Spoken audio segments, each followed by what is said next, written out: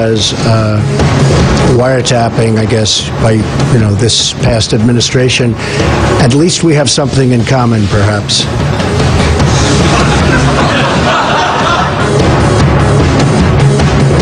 Has become a mainstay on social media. I feel like you look at me like that most of the time. Minute by the minute. Daily. President Trump joking about wiretapping while standing alongside German Chancellor Angela Merkel. Was it funny or not during the White House? Well, that's up to you. But it is just the latest incident involving a close U.S. ally that's raising questions about the president's behavior. I think there's a ridiculousness to the whole nature. But let's discuss with CNN Global Affairs analyst Tony Blinken. He's the former Deputy Secretary of State and Deputy National Security Advisor under President Obama. It's good to have you here. Thanks, Chris. Good to be here. As always. All right, so we just had Chris Ruddy on from Newsmax. He says, I met with the president this weekend. We're having dinner with our wives, and he was talking to me about it, and he's upset about the press coverage because he says he had a great meeting with Merkel, and we only focus on the lack of handshake. And he says, I didn't shake her hand because the press told me to. Now, just facts aside, Angela Merkel asked for a handshake also, and he apparently ignored it. And we know they shook hands plenty. But what does a moment like this mean? Is it just media fodder and something for us to debate, but ultimately inconsequential, or something more? Chris, I think the moment becomes symbolic of something larger, which is that this president's emphasis is not on diplomacy.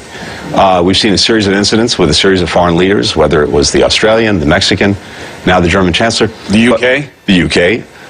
And maybe even more important, the State Department budget slashed by almost 30%.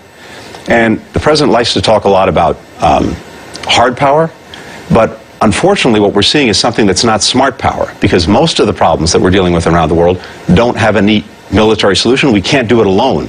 We need partners, we need allies, and if you're shortchanging them or even insulting them, it's not a real good way to get the kind of partnerships you need to tackle the problems we have to face. So since Thursday, the president has managed to anger some of our closest friends and allies, along with, Mexico and Australia, which he'd previously done. He really upset the Brits by quoting this Fox News analyst who said, the British spy agency was the one that, Obama had wiretapped Trump, completely unfounded, which the White House basically had to apologize to them for. And then Germany, he comes out, he tweets over the weekend that Germany owes vast sums of money to NATO and the United States and must be paid for by the powerful and very expensive defense it provides to Germany.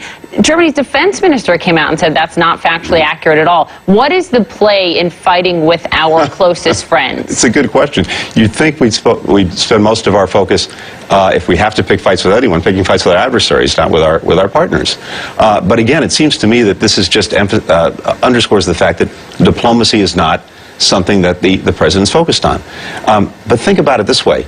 He's put a lot of money into the military, and that's fine, but taking it away from the State Department, taking it away from development, doesn't do us any favors, because after all, a lot of the things we're dealing with around the world, whether it's fighting Ebola, whether it's dealing with climate change, whether it's dealing with cyber hackers, whether it's dealing with terrorist networks, none of those things have a military solution, or at least a clear military solution. All of them need partners.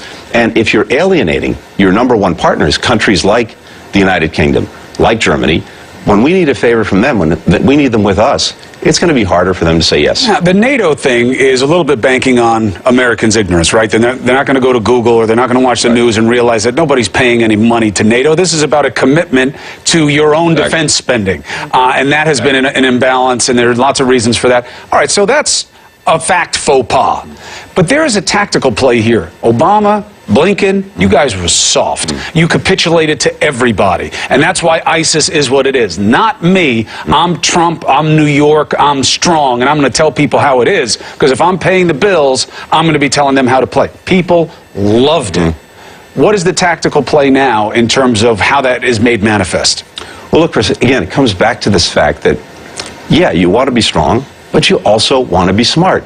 You want to make sure that you're not alienating the countries that you most need to be with you in the trenches when you have to fight, or to deal with these problems to prevent a war in the first place. So that's why some of this stuff is actually dangerous. Because when Article 5 gets invoked, you want your friends in your corner. And the one time in history it was invoked, after 9/11, well, of course. Europeans coming to our defense. Let me ask you about this. Secretary of State Rex Tillerson, who doesn't like to talk to the media, so we don't hear much from him, but he, former Exxon CEO, went over, had this trip all around Asia. He had this meeting with President Xi of China. He used some really key words. He used the words mutual respect, and the Chinese media covered that meeting as a big success and a big win. They called it a diplomatic victory for China. And some critics of Tillerson say he left this trip leaving the U.S. looking too weak when it comes to very controversial issues like the South China Sea. How do you see it? You know, the Chinese like to have us hopefully repeat the formulas that they prefer to describe the relationship. Sometimes we do, sometimes we don't. I'd be much more focused on what was done, what he got accomplished, and where this goes from here. The number one issue on his agenda during this trip was North Korea. We've seen, even just again this weekend, further progress from North Korea in getting a missile they can put a nuclear warhead on that can actually reach the United States. His job is to bring countries together, South Korea, Japan, and China, to deal with this problem. I think the jury's still out, and a lot of this, of course, was trying to tee up the visit of Xi Jinping, the Chinese leader, to the United States. So flatter China maybe to the world, and then say use a little harsher rhetoric behind closed doors to get him on your page. It really matters what he said behind closed doors. Yeah. Did he say to China, North Korea is now a core concern of the United States. We need you with us. We need you to exert pressure on North Korea. If he did, that's a successful trip. Yeah, we can't do it without China. That's right. When it comes to North Korea. Thank you, Tony. Nice to see you. Good to be with you. We appreciate it. All right, following a lot of news, let's get right to it.